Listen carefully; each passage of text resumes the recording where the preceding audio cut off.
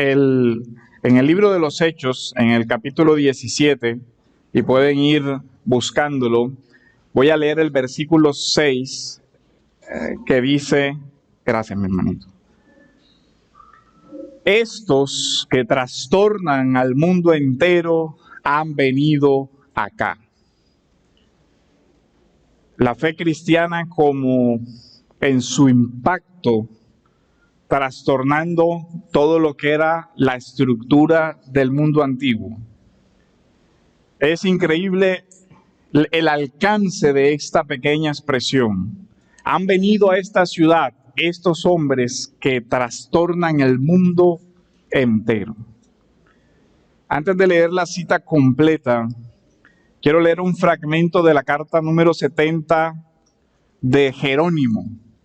Y dice así: los doctores antiguos, se refiere a los padres de la iglesia, a los que habían muerto e incluso sus contemporáneos, dice, los doctores antiguos inundaron tanto sus libros de teorías y frases de filósofos que no se sabe qué admirar más, si su erudición de lo profano o su conocimiento de la Escritura.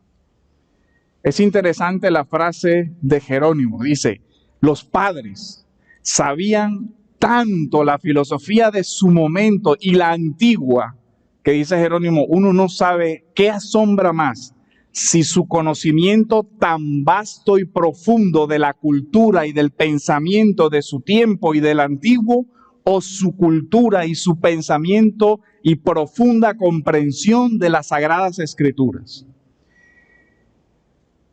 Eso da una gran alegría por ellos y una gran tristeza por la condición tan lamentable de la iglesia actual en su desconocimiento tan profundo de la Escritura y de la cultura, porque es todo lo contrario en el mundo de hoy.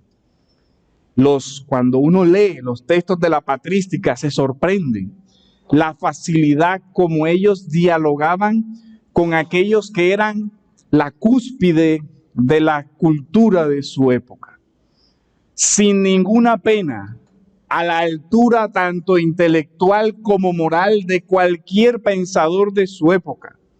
De hecho, la carta está dirigida a uno de los más grandes eruditos romanos, y Jerónimo le escribe, puedes ver en nuestra literatura que nuestros pensadores no son ignorantes de la cultura. Lo que también puedes ver es su gran conocimiento de las Sagradas Escrituras. Estos que trastornan el mundo entero de ninguna manera son unos ignorantes. Pero yo me temo que sí se podría decir mucho de esto de la iglesia de hoy, que tiene una gran y profunda ignorancia de la historia, de la cultura, de la filosofía, de la literatura, de casi todo. La iglesia de hoy no se caracteriza por su cultura. No es eso lo que la gente piensa cuando piensa de la iglesia. Y creo que todos sabemos qué piensa hoy el mundo cuando piensa en la iglesia. Charlatanes incultos, gente ignorante, ladrones, gente inmoral que usa la religión para lucrarse. ¿Cuál es el impacto que está generando en el mundo presente?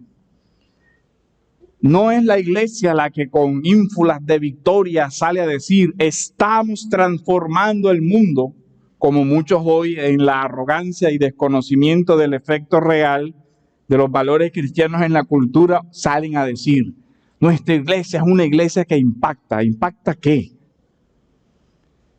Pero acá no son la iglesia dándose ínfulas de impacto y no sé qué cosas, sino que realmente aquellos que estaban viviendo en ese momento presentan el evangelio como estos que están trastornando el mundo han llegado acá. Ahora, leamos el texto completo, Hechos, capítulo 17, versículos del 1 al 9. Dice, después de pasar por Anfípolis y Apolonia, Pablo y Silas llegaron a Tesalónica. donde había una sinagoga de los judíos, y Pablo entró según su costumbre y por 3 días de reposo discutió con ellos basándose en las Escrituras. Vemos la costumbre de Pablo, llevar primero a las sinagogas y exponer la palabra, discutir en el sentido de debatir, en el sentido de responder las objeciones, predicar, todo lo que eso implica. Explicando, dice, discutía con ellos basándose en las Escrituras, explicando y presentando evidencia de que era necesario que el Cristo padeciera y resucitara de entre los muertos, y diciendo, este Jesús, a quien yo les anuncio, es el Mesías. Ahora, miren el acercamiento.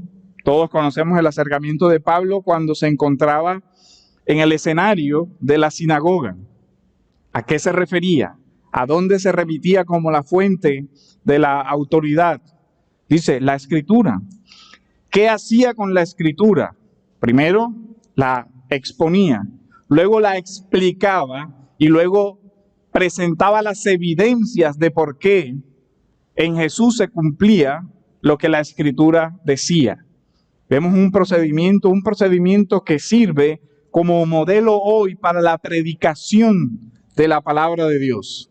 Se lee la Escritura, se explica la Escritura y se presentan las razones de la veracidad de las Escrituras. Y ese modelo llegó a impactar tanto la sociedad de aquella época que nadie pudo quedar sin ser movido por eso, para bien o para mal. Es decir, a algunas personas les impactó tanto el mensaje del Evangelio que se convirtieron, pero a otros les impactó tanto el mensaje del Evangelio que se levantaron contra él y quisieron aplastarlo. Pero el hecho es, nadie quedó sin haber sido movido por la verdad del Evangelio. Dice, algunos de ellos creyeron y se unieron a Pablo y a Silas junto con una gran multitud de griegos temerosos de Dios, es decir, prosélitos, eran gentiles, prosélitos del judaísmo que se hacían parte de la sinagoga. Eso es los temerosos, ese es el término de temeroso de Dios. Es una referencia a los prosélitos de entre los gentiles que se hacían parte y confesaban al Dios de Israel, y de alguna manera, depende de la categoría de prosélito, se les dejaba participar de la sinagoga. Dice, los griegos temerosos de Dios y muchas de las mujeres principales. Pero los judíos, este es el efecto de la predicación en la sinagoga, dice, pero los judíos se llenaron de envidia, llevaron a algunos hombres malvados de la plaza pública, organizaron una turba y alborotaron la ciudad, asaltando la casa de Jasón, que era quien estaba hospedando a los apóstoles. Procuraron sacarlos al pueblo, es decir, ellos iban por Pablo y por Silas. ¿Para qué? Posiblemente para lograr de ellos una condena judicial en contra, apedrearlos o matarlos, o por lo menos expulsarlos de la ciudad. Vemos entonces los dos efectos. Al no encontrarlos, arrastraron a Jasón y a algunos de los hermanos ante las autoridades de la ciudad, gritando, estos que han trastornado al mundo han venido acá también. Esto es Biblia de las Américas. Estos que han trastornado el mundo han llegado acá. Ya en Hechos, ya más o menos se conocía todo lo que había pasado en las ciudades a las que se había llegado la predicación del Evangelio. Cómo había una transformación de esas ciudades. Todavía hoy algunas personas dicen que el cristianismo derrumbó el mundo antiguo. Ahora, en un sentido fue así, y gracias a Dios que fue así. Pero en otro sentido, el cristianismo realmente fue lo que permitió el progreso de la civilización del mundo como hoy lo conocemos. Y más adelante vamos a hablar de algunas de las costumbres que gracias a Dios el cristianismo logró subvertir como costumbre antigua y que era realmente una gran tragedia, cosa que el cristianismo logró desarraigar de la cultura, como la exposición de niños y el aborto, pero hoy se vuelve a llamar eso cultura y progreso, y es la decadencia de Occidente, de los valores fundamentales que dieron la grandeza a la cultura de este mundo gracias al cristianismo, y los cristianos no dicen nada. Porque su ignorancia completa de la cultura está llevando a la mediocridad, no solamente de las vidas, sino ahora a una licencia para genocidamente asesinar niños sin ningún escrúpulo en nuestro país. Y estaba cerca, y ya lo habíamos dicho, que eso iba a pasar, pero nada se hizo en su momento. Ahora, dice, y es interesante que los cargos que se presentan aquí son similares a los que se presentaron contra Jesús. Cuando se presentaron los cargos contra el Señor, fueron a las autoridades romanas y dijeron, Él se proclama rey. ¿Por qué? Porque el cargo de sedición política ameritaba la muerte.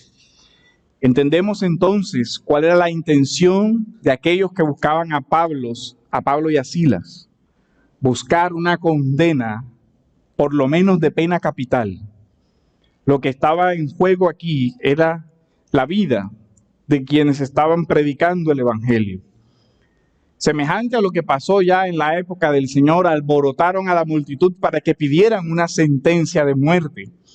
Y se convirtió lo que era la predicación del evangelio en un delito civil, pero entienda algo, en el mundo antiguo el emperador también era el guardián de la religión romana. Así que no era solamente un cargo civil, porque cuando se habla de el reino, al emperador también se le consideraba ese rey del reino. Recuerden la inscripción de Priene.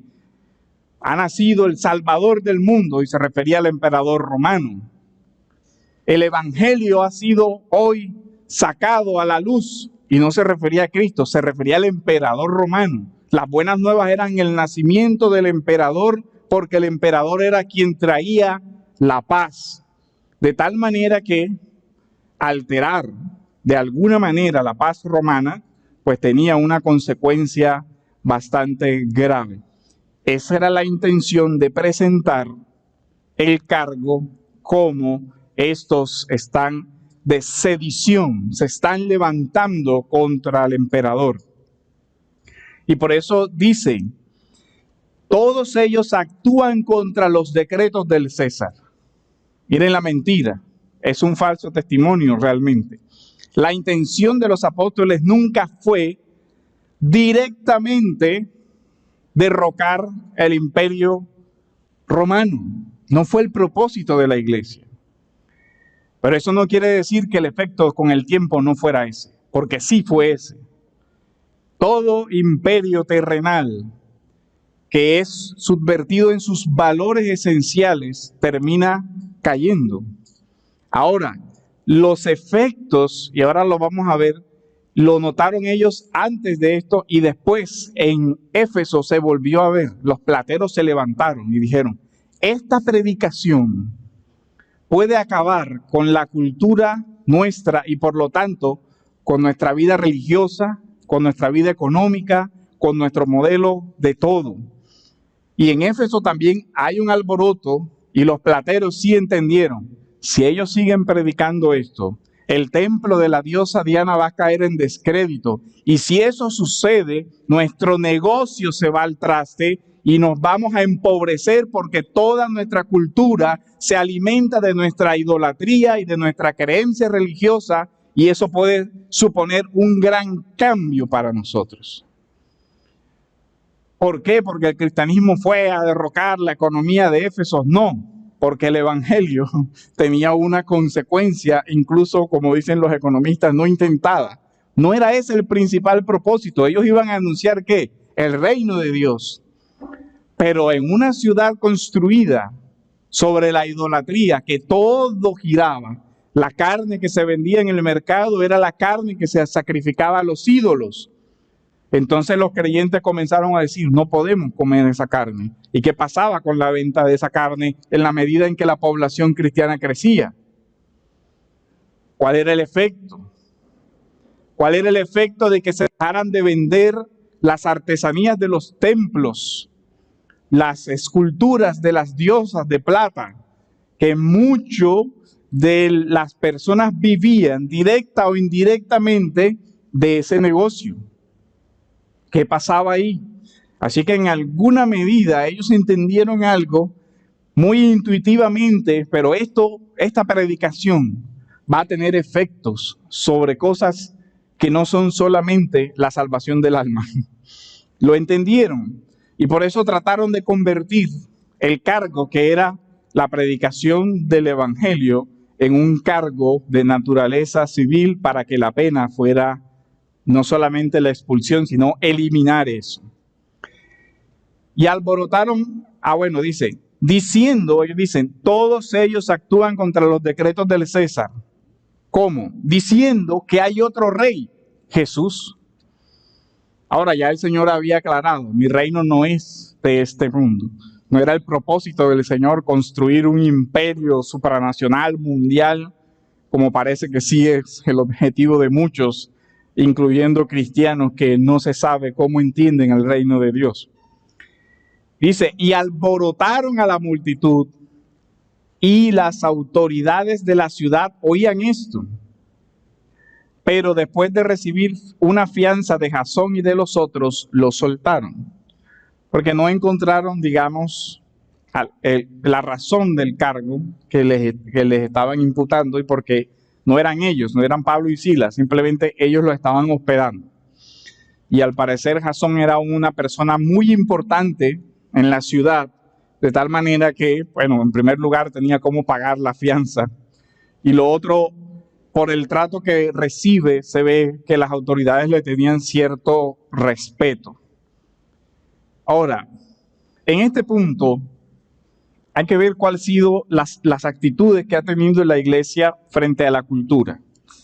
Quizás la más lamentable de ellas es la asimilación.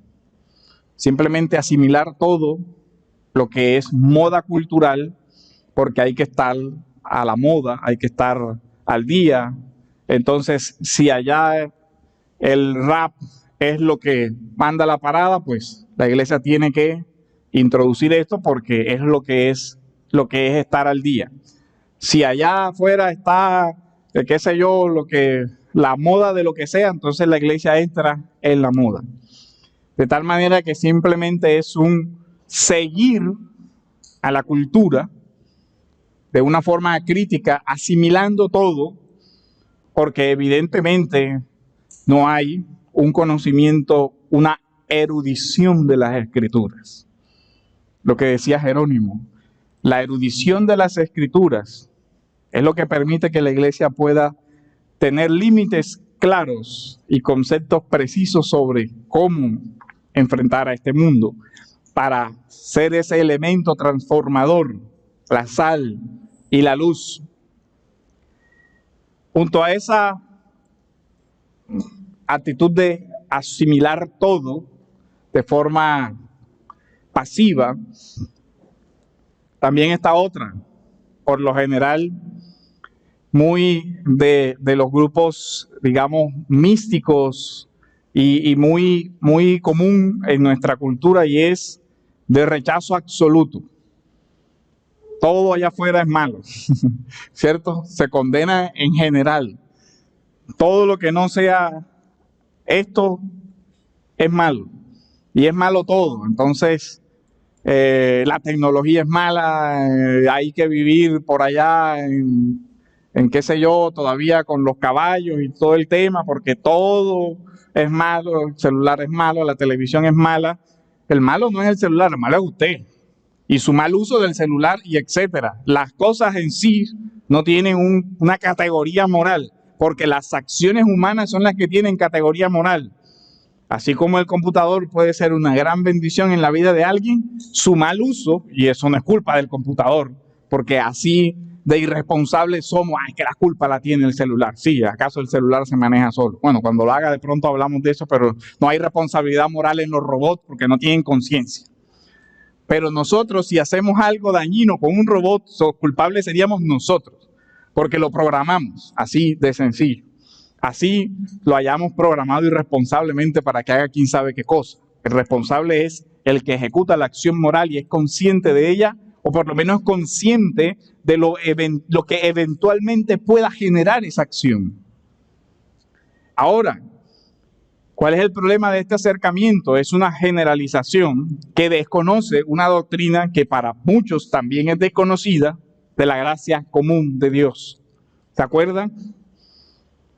Cuando uno entiende la doctrina de la gracia común, entonces uno dice, la ciencia, la medicina, el desarrollo del arte, el desarrollo de la cultura, aún por incrédulos, tiene elementos verdaderos que ayudan al desarrollo de la vida en este mundo y que pueden ser valoradas en su justa medida.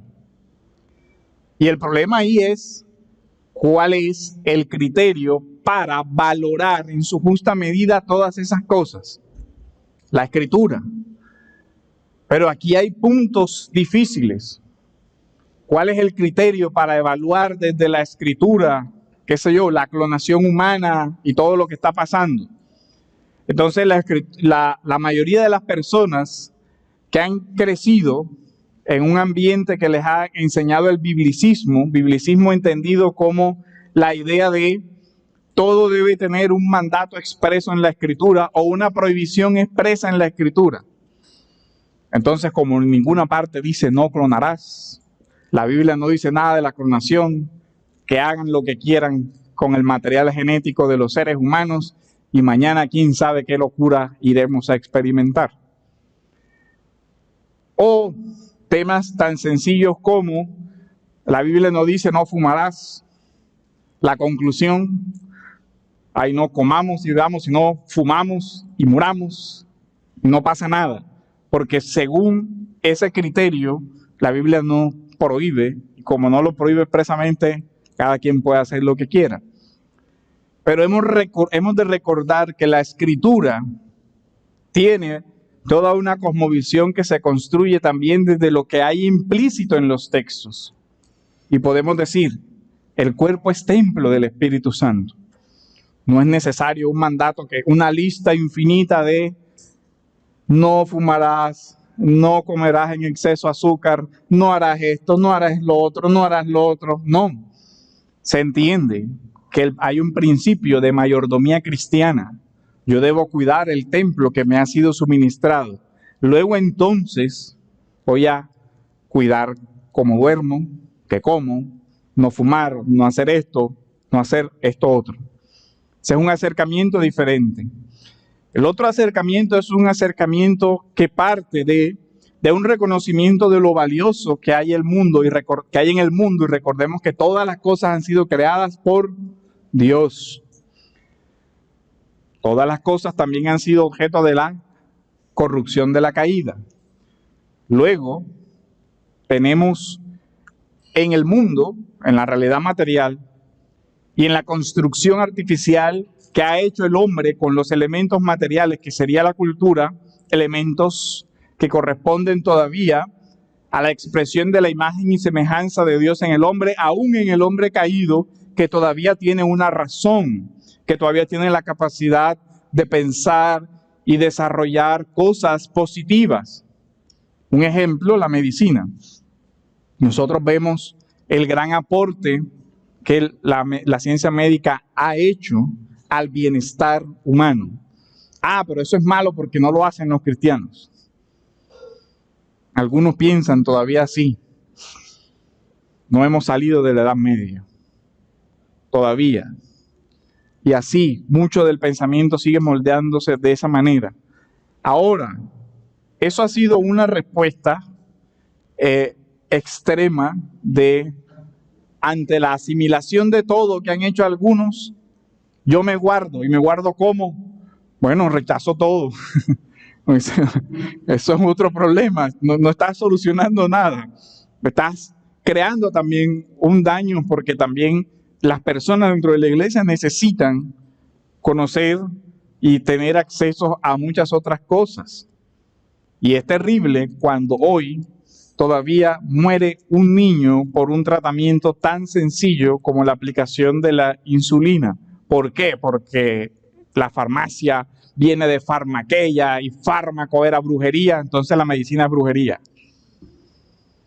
Y salió hasta un libro defendiendo eso, de una apóstol, apellido Méndez por ahí, y el libro se llama así, Farmaqueia. Entonces viene y dice, la medicina viene de farmacia y farmacia viene de la palabra griega brujería, entonces toda la medicina es brujería. Realmente uno no sabe cómo no llamarle a eso una gran expresión de la estupidez humana. Porque ¿qué otro nombre puede tener eso? Ahora, lo lamentable de eso es cuántos hermanos están sufriendo enfermedades graves que no se tratan porque la farmacia o los medicamentos son del diablo. Y da tristeza cuando ya ha sucedido en Estados Unidos padres procesados penalmente por el delito de no prestar asistencia médica a sus hijos por no suministrarles la insulina, porque eso es del diablo. Entonces miren, una vida perdida, una familia destruida, una familia extensa, los abuelos de ese niño, el sufrimiento que origina este tipo de ideas. Eso es lamentable y eso es peligroso. Ahora, el tema de lo difícil aquí es cómo se construye desde la iglesia elementos que sirvan de discernimiento sobre aquello que está en el mundo, aquello que debe ser recibido. Imagínense la analogía, una puerta. ¿A qué le vamos a abrir la puerta? ¿La dejamos abierta y que entre lo que quiera? ¿La dejamos entreabierta y con alguien vigilando? Espérate, ¿qué vas a hacer aquí? ¿A qué vas a entrar? Explícanos primero y justifica por qué vienes a hacer aquí. O la otra es simplemente cerremos la puerta y de aquí no sale nadie. Imagínense que hiciéramos eso hoy. ¿Quién trajo algo de comer y cuánto tiempo viviríamos? Porque el mundo es malo, ¿no? Entonces, de aquí para allá hay que cerrar la puerta y aquí nos quedamos hasta que nos muramos. Al parecer esa cultura de gueto todavía se vive en la mente de muchos creyentes y eso es lamentable, porque frena su desarrollo como ser humano. Ahora, la pregunta es, ¿cómo discernir? ¿Cuál es nuestro criterio para abrir y cerrar la puerta? Para eso, ¿qué se necesita? Primero, un serio conocimiento de las Escrituras que nos permitan como dice Jerónimo, una erudición de las Escrituras. Por eso, como lo dice Jerónimo, los padres pudieron navegar por la cultura de su época, por la cultura intelectual de su época, con toda tranquilidad y sacar los elementos negativos y aprovechar aquellos elementos que sí eran relevantes y positivos. Y viene la pregunta para nosotros hoy. ¿Tenemos esa formación que nos permita ejercer ese discernimiento?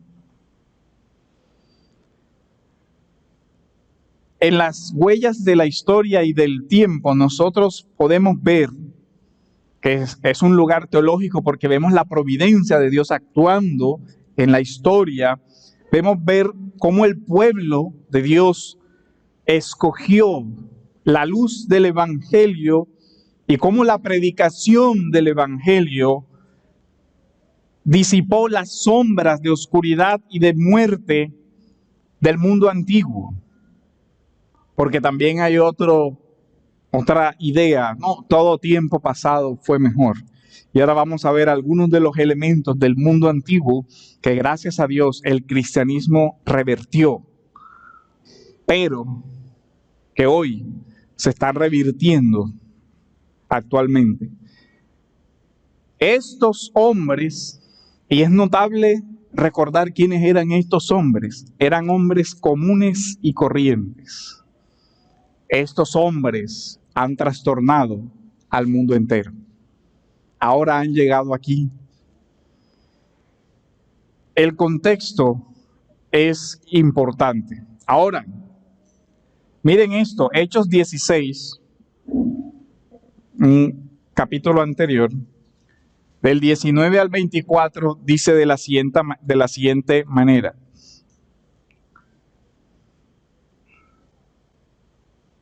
Quiero poner énfasis en el versículo 21 y después leemos el resto. Estos proclaman costumbres que no nos es lícito aceptar ni observar, puesto que somos romanos. Miren lo que estos hombres dicen. Ellos predican costumbres, ideas, pensamientos que nosotros no debemos aceptar. ¿Por qué? Porque tenemos una cultura propia, somos romanos. El mundo antiguo tenía una identidad. Esto no es la primera vez que ocurre. No le conviene al rey dejarlos vivir, pues este pueblo tiene leyes distintas, tiene costumbres distintas. ¿Se acuerdan de quién estoy hablando? Amán. ¿Cierto? Hablando del rey Asuero. Acaba con ese pueblo, rey. Ese pueblo tiene una ley diferente. Ese pueblo vive distinto. Ese pueblo tiene una cultura diferente. Hay que exterminarlos o van a ser un peligro para ti. El pensamiento de eso. El rey ni siquiera reflexionó en lo que le estaban diciendo. Cegado por la ambición y por el poder y por lo que fuera en ese momento, da una orden irreflexiva. Saca el decreto y mátenlos a todos. Por la intervención de la providencia divina, por medio de la reina Esther, entendemos que Dios guardó a su pueblo. Pero lo que quiero resaltar aquí es cómo se identificaba. Era un pueblo que vivía en medio de los pueblos del mundo, pero aún así era claramente distinguible. Vemos que se veía como un pueblo diferente, a pesar de vivir exiliados. Ya no estaban en su tierra, ya no estaban, pero aún así conservaron unos elementos identificadores, los mismos que ellos están diciendo ahora. Nosotros somos romanos, tenemos nuestras costumbres, tenemos nuestras ideas. No debemos permitir que estas otras ideas entren. Hay que rechazar eso. Ahora el contexto. ¿Qué pasaba? Pablo estaba predicando. Había una joven endemoniada que iba detrás de ellos diciendo: estos hombres son siervos del Dios viviente. Curioso, ¿no?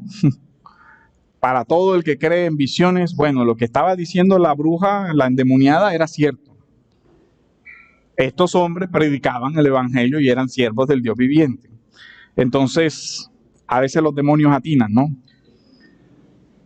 Lo que requiere un gran ejercicio de discernimiento. Luego Pablo le dice: demonio, sal de ella. Y aquí vienen los efectos de la liberación del evangelio como efecto no intentado, como una consecuencia. Y es que la muchacha era instrumentalizada para ganancia de sus amos. Si ellos siguen liberando a todos los posesos que nos dan ganancia, se nos cae el negocio. Eso es peligroso, porque se nos derrumba el imperio, no es que se derrumba la economía. Si ellos están liberando por ahí a todos los endemoniados y además están destruyendo el comercio de los templos paganos, a la larga, ¿qué va a pasar con la cultura que nos da el sustento? No era que eran muy tontos, estaban haciendo un buen análisis, eso sí hay que reconocerlo. Si estas ideas siguen desarrollándose y la gente abandona los templos, y los templos son una de las fuentes del comercio y de la ganancia, ¿qué va a pasar con nuestra familia? ¿De qué vamos a vivir? Eso fue lo que se preguntaron los plateros. Dice, si ellos logran convencer que la gente se aparte de la idolatría, nos quedamos sin negocio. Así de sencillo. Y nos vamos a la ruina.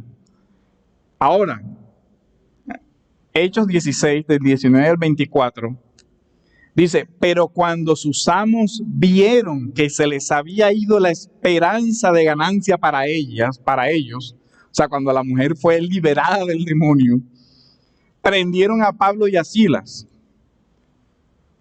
y los arrastraron hasta la plaza ante las autoridades. Después de haberlos presentado a los magistrados superiores, dijeron, estos hombres, siendo judíos, alborotan nuestra ciudad. Lo mismo que van a decir en 17, lo mismo que van a decir en 18, y lo mismo que va a seguir pasando en todas las ciudades donde Pablo llega. Apedreado, sacado, expulsado, le tocó descolgarse por ahí por una muralla porque lo iban a matar, todo eso. Igual que los profetas de hoy, ¿no?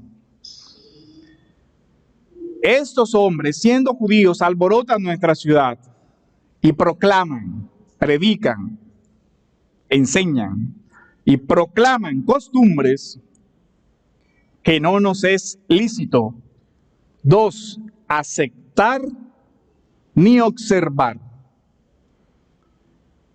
puesto que somos romanos. Miren el tema, esto no es nuestra cultura, esto hay que rechazarlo. Ellos usaron una puerta también, dijeron, esto aquí no debemos dejarlo entrar, es peligroso para nosotros.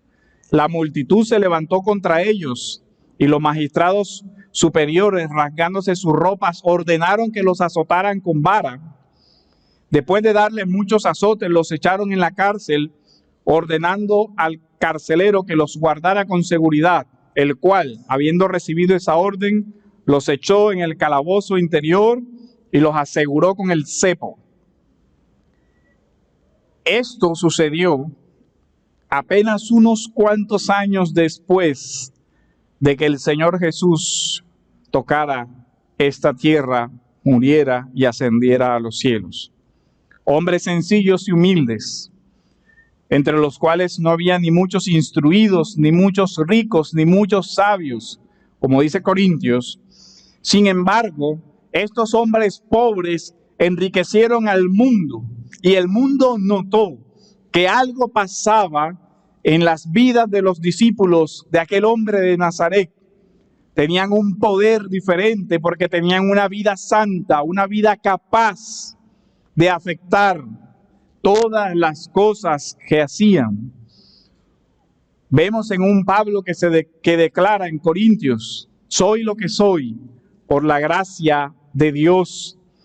Tanto fue el impacto de este pequeño grupo de hombres que como consecuencias no intentadas generaron un caos en el mundo antiguo. Se les vio como una plaga. Estos son una plaga que han venido aquí a destruir nuestra sociedad, nuestras costumbres, todo. Aquí nosotros vemos cómo los antiguos lograron ver el impacto del cristianismo. De nuevo, fueron los valores que se desprenden del evangelio. Por ejemplo, el valor de amarás a tu prójimo como a ti mismo. La idea de la vida es un don sagrado de Dios que hay que proteger. Creó un impacto tan grande en el mundo antiguo que nosotros, después de las pestes en Roma, los cristianos comenzaron a crecer de forma desmedida. Y hay en la literatura antigua preguntas sobre el tema, ¿por qué? Y la razón del impacto tan grande es que mientras los romanos, las autoridades y las familias abandonaron a los enfermos, el cristianismo, por su visión de la vida, de lo que es sagrado, y por el ejemplo de Cristo de un sacrificio poniendo la vida por otros, se quedaron en las ciudades y ayudaron a los enfermos, y muchos de ellos se salvaron sus vidas Y luego de eso quedó la pregunta: ¿qué es lo que es diferente en ustedes cuando mi propia familia me abandona a morir, pero tú, que no eres ni familia ni nada, te quedas y arriesgas tu vida por mí? ¿Por qué lo haces? ¿Cuál fue la respuesta de la iglesia? Por Jesucristo. Esa es la respuesta. Por el Evangelio, por la gracia de Dios. Era un deber sufrir contigo y ayudarte. Porque Jesús sufrió, se sacrificó por nosotros y nos envió al mundo a hacer lo mismo, a amar. Y el amor muchas veces implica sacrificio, poner la vida por otro. Esta idea de la sacralidad de la vida no solo hizo que después de las pestes el cristianismo se expandiera mucho, porque las personas comenzaron a preguntarse por qué ellos hicieron lo que hicieron. Pero también nosotros vemos como algo que hacía parte de las costumbres romanas, que incluso estaba integrado en su derecho, era la potestad del padre de familia de exponer a los hijos que no deseaba. Niños expósitos. Era un derecho del padre. Si quería, podía abandonar a sus hijos. Es decir, el padre tenía el derecho de decir, el pater familias, él no nace y ya. O incluso otros decían, hay que esperar a que nazca. Si es niño, me lo quedo. Si es niña, la botas. Así literalmente, la botas en la alcantarilla. Esa era una costumbre romana que pertenecía a las costumbres que eran protegidas por el derecho romano. Cuando llega el cristianismo, comienza una batalla por la vida. Los primeros documentos cristianos, la Didache, que se calcula que es entre el 70 y el 100, dice esto: el segundo mandamiento de la doctrina es este: no matarás, no cometerás adulterio, no corromperás a los jóvenes, no fornicarás, no robarás, no te dedicarás a la magia ni a la hechicería. Y quiero llegar al último: no matarás al hijo en el seno de su madre. Siglo primero, donde todo el mundo tenía como algo de pleno derecho y natural que el padre pudiera matar a su hijo, tanto en el seno de la madre como después de que nacía y en cualquier momento de la vida. Los cristianos se levantaron y dijeron: no puedes matar a un niño en el seno de su madre. Y dicen: ni quitarás la vida al recién nacido. ¿Esto por qué? Porque el derecho romano permitía la exposición, es decir, que el padre tomara al recién nacido, si le convenía o si no le convenía, y lo tirara a las alcantarillas o lo tirara a un río o simplemente lo dejara tirado en las calles para que alguien lo cogiera, lo esclavizara y lo vendiera en el mercado como un objeto. Ahora, ¿qué comenzó a hacer el cristianismo? Comenzó a recoger a esos niños. Comenzó a adoptar a esos niños. Comenzó a llevarlos a sus hogares. Y comenzó a trastornar el mundo entero de esa manera, salvando vidas, ayudando a esos niños abandonados. Y así comenzó el Evangelio a ser una luz que inquietaba al imperio.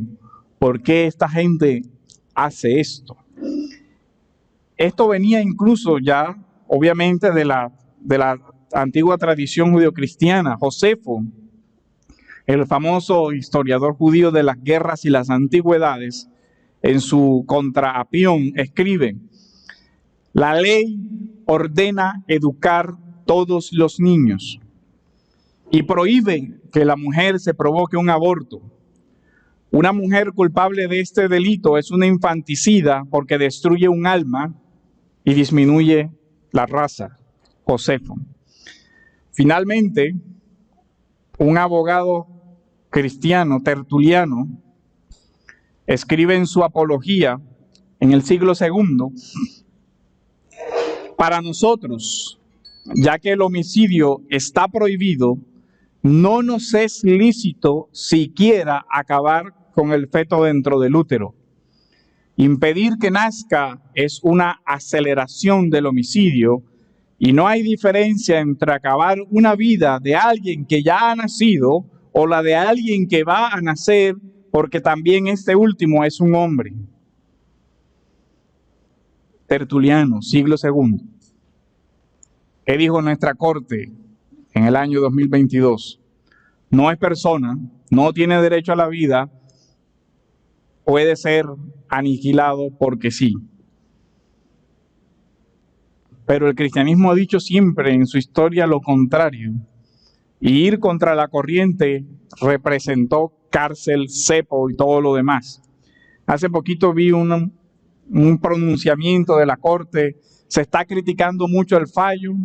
Ese es el antecedente al desacato. Ojalá que se desacatara y ojalá que se hiciera. Ojalá que todo el mundo se levante y deslegitime el asesinato de personas. Eso es lo que debería hacerse. Ellos se quejan porque es un peligro. Dios quiera que así pase y que la nación colombiana tenga el valor de levantarse y derrocarlos. Porque son asesinos. Nada más que eso. Están dando licencia para matar a un niño inocente.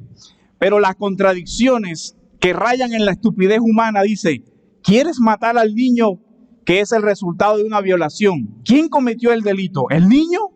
¿Por qué no matas al que violó? A él sí deberías matarlo. Hay que proteger la vida. ¿No? A mí me suena esa respuesta realmente una gran hipocresía, porque no creo que sean lo suficientemente estúpidos para creer que ese razonamiento es válido. Vamos a matar al inocente que no cometió la falta, pero no matemos al culpable que sí la cometió y que destruyó la vida emocional, espiritual y física de otro ser humano. No, a él no lo matemos porque tiene derecho a la vida y ese derecho es inviolable. ¿Y el del niño qué? El niño no tiene derecho a la vida porque no es ser humano, es una cosa ahí de una masa de células. Eso no tiene ningún fundamento. Eso no tiene ninguna justificación.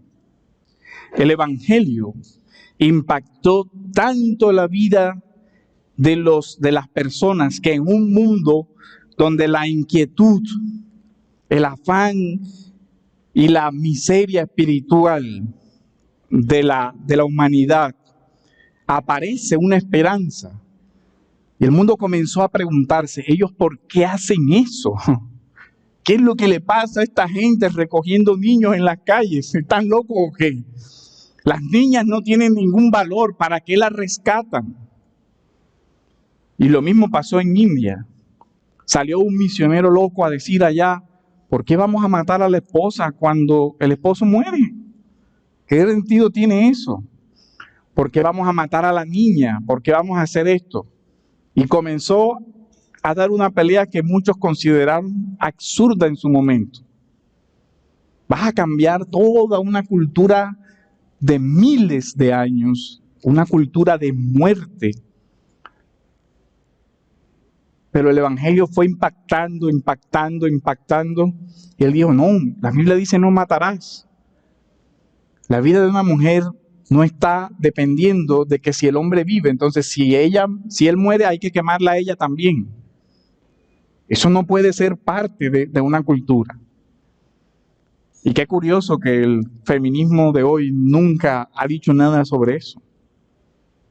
Nunca ha dicho de las millones de mujeres que fueron salvadas por la predicación del Evangelio en India y que por la insistencia de los misioneros lograron una mentalidad diferente y hasta leyes distintas que protegían a las mujeres contra el sati, que era la costumbre de matarlas en una pira funeraria.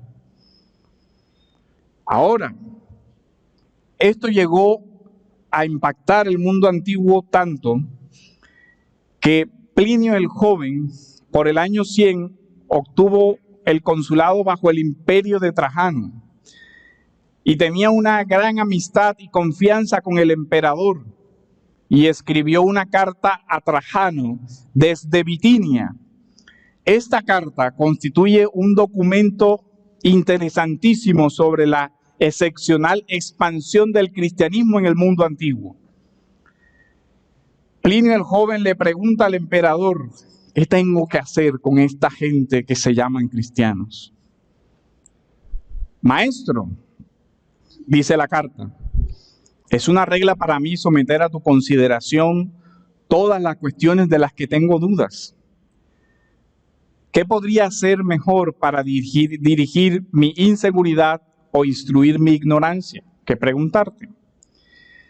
Nunca he participado en las investigaciones sobre los cristianos. Por tanto, no sé qué hechos o en qué medida deban ser castigados o perseguidos. Miren lo que le pregunta. Por eso, suspendiendo la investigación, recurro a ti para pedir consejo. El asunto me pareció digno de tal consulta, sobre todo por el gran número de denunciados.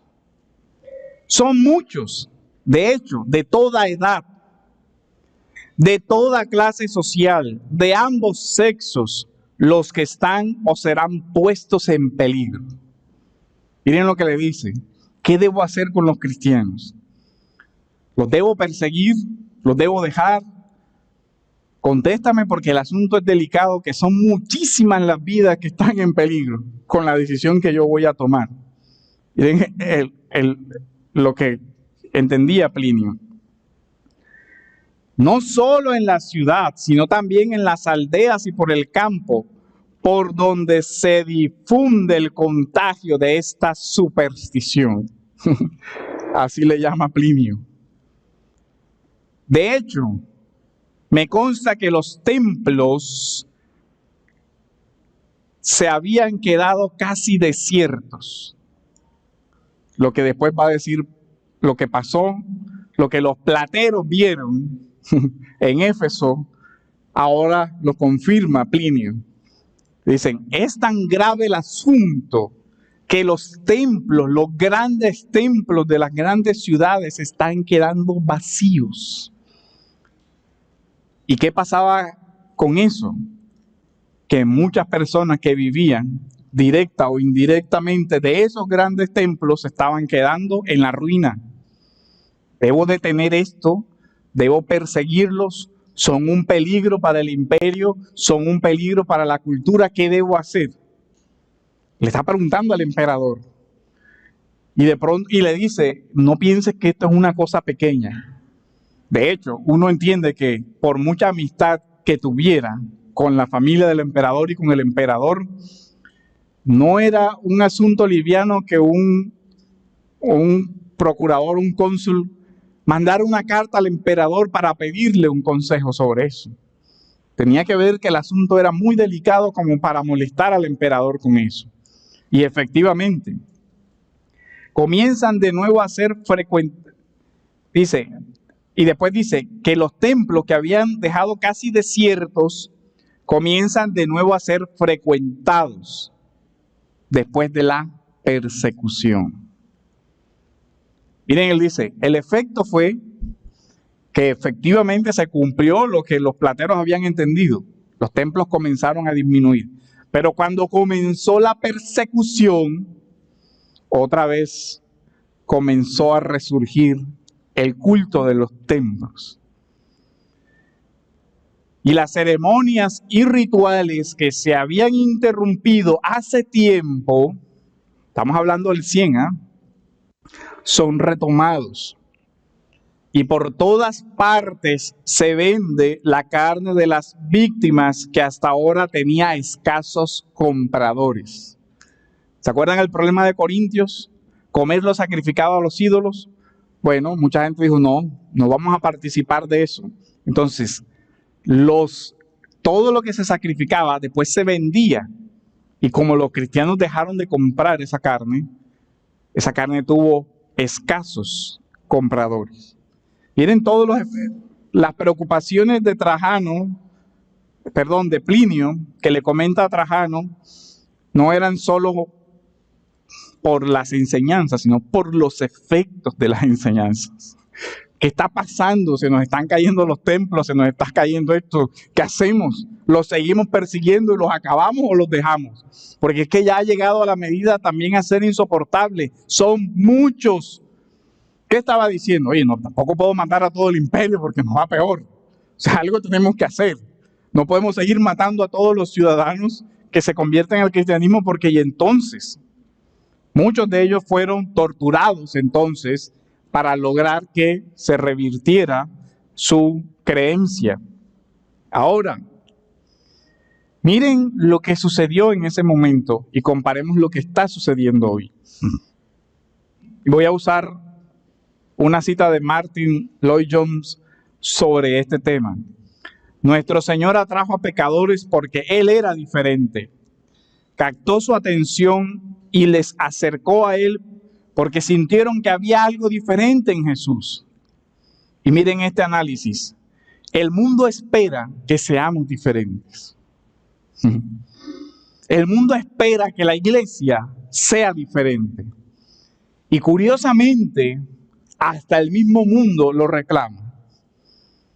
A mí me sigue llamando la atención esa cita de Vargas Llosa en La civilización del espectáculo, que creo que la he mencionado varias veces, donde Vargas Llosa decía, antes la iglesia era el lugar de la cultura, antes donde se educaba a las personas, era en la familia, y la otra influencia cultural era la iglesia. Y uno dice, bueno, ¿y qué hace un incrédulo reclamando porque la iglesia no tiene una influencia en la cultura? Ve la decadencia y dice, bueno, antes, oye, algo bueno hacía la iglesia. Sustentaba ciertos valores que son civilizatorios. Impedía que nos matáramos los unos a los otros y la barbarie que está pasando. ¿Dónde está la iglesia? Pregunta un incrédulo. Increíble. ¿Dónde están los cristianos que digan algo? Que hagan algo. Caramba, cuando lo pregunta un incrédulo, la iglesia debe preocuparse. ¿Dónde está la iglesia? Que diga algo y que haga algo. Y es increíble que el mundo piense de esa manera. Dice, pero ¿cómo piensa el mundo hoy? ¿Cómo piensa la iglesia hoy? Hay que asemejarnos al mundo para que el mundo venga a la iglesia. Hay que imitarlo de allá para que vengan acá. Y la gente no le interesa venir porque si eso lo encuentra en el centro comercial o en el cine, ¿para qué viene a ver otro espectáculo acá? Allá encuentra uno hasta de mejor calidad porque son especialistas en eso. Vengo a ver una película. Eso lo puedo hacer en mi casa. Necesito a la iglesia para que me divierta, porque al parecer la iglesia ha confundido su propio fin. Nunca se trastornó el mundo como en esta época y el medio fue la predicación de hombres comunes y corrientes. De hombres que hicieron ¿qué cosa? Lo que dijo Hechos. Abrir la Escritura, explicar la Escritura, presentar las evidencias de la Escritura. Eso derrumbó el mundo antiguo. Así de sencillo. No hicieron nada más que abrir la Escritura, proclamarla, explicarla y sustentarla. Ya, ese fue la diferencia. Ahora, ¿qué hacemos nosotros hoy? ¿Qué debemos hacer nosotros? Si tú eres creyente, la incitación que puedo hacerte o el llamado que puedo hacerte es lo mismo que dijo Jerónimo. Deberías ser un erudito en las Escrituras. Deberías ser tener un gran conocimiento de las Escrituras, de tal manera que puedas explicarlas, puedas predicarlas, puedas defenderlas, puedas contestar las objeciones, puedas predicar el Evangelio en cualquier escenario que sea. Un instrumento también es el adecuado conocimiento de las ideas que debemos contrarrestar. ¿Cómo va la iglesia a enfrentar un mundo que ni siquiera conoce, que ni siquiera es capaz de entender? ¿Qué está diciendo ese tipo allá parado? Ni siquiera entiendo eso. ¿Cómo voy a saber si eso está de acuerdo o no con el evangelio si ni siquiera lo entiendo? La solución a esto no es la ignorancia, no es el ostracismo, no lo es. Y un ejemplo lo tenemos en los padres. Si usted ve la literatura de los padres apologistas, fue un debate cultural intenso. Respondieron a las objeciones más crueles del momento. Eso no fue un mero ejercicio académico, porque lo que ellos estaban defendiendo y la mayoría de las apologías de los padres de la iglesia primitiva iba dirigida a los emperadores. ¿Por qué a los emperadores? Porque eran los emperadores quienes tenían que tomar esa decisión. ¿Los perseguimos? Les decían, nos están calumniando, están diciendo esto, el cristianismo no es esto, nosotros creemos esto. Esta es nuestra posición, esto es lo que defendemos, esto es lo que creemos. Exhortaciones tan absurdas como es que ellos recogen a los niños en las calles para comérselos. Eso llegaron a decir los filósofos paganos. Y salió la iglesia a decir, no, y por una sencilla razón, no podemos hacer eso, porque nuestro Dios prohíbe, no matarás. Porque en nuestro culto la vida es sagrada. Nosotros no sacrificamos personas, como sí lo hacían muchas culturas antiguas. Al contrario, para nosotros la vida es un don de Dios y es sagrado, no debe tocarse. Entonces, si tú eres creyente, hermano, tienes un compromiso en buscar crecer en un serio, profundo conocimiento de las Escrituras. Y desde ese lugar de profundo conocimiento de las Escrituras, examinarás todo lo que hay en este mundo y su cultura y podrás predicar el Evangelio en una sociedad que está volviendo a tiempos de oscurantismo. Estamos volviendo al antiguo mundo romano, donde se permitían ese tipo de cosas. Ahora, si no eres creyente, pregunta y examina lo que el Evangelio de la vida incluso hace por aquellos que no son creyentes como tú. Por unos pobres y humildes hombres, tu vida ha sido en mucho enriquecida. Así sea culturalmente, tienes mucho que agradecer a la fe cristiana. Pero ese no es el objetivo de esta predicación. El objetivo de esta predicación es que, así como la joven fue liberada de la esclavitud de Satanás, hoy también tú necesitas ser liberado de la esclavitud de Satanás. Y muchos de los instrumentos que hoy Satanás usa son esos elementos culturales que oscurecen más tu conciencia pensando que, como ahora la justicia dijo que está permitido matar niños, entonces matar niños es bueno. No, eso va a traer más condenación sobre tu vida.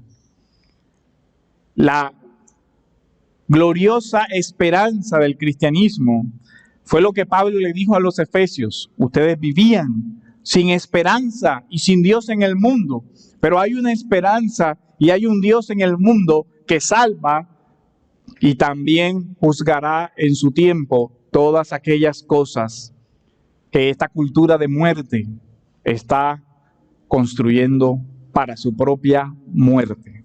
Así que el llamado es al arrepentimiento y que Dios nos ayude. Amén.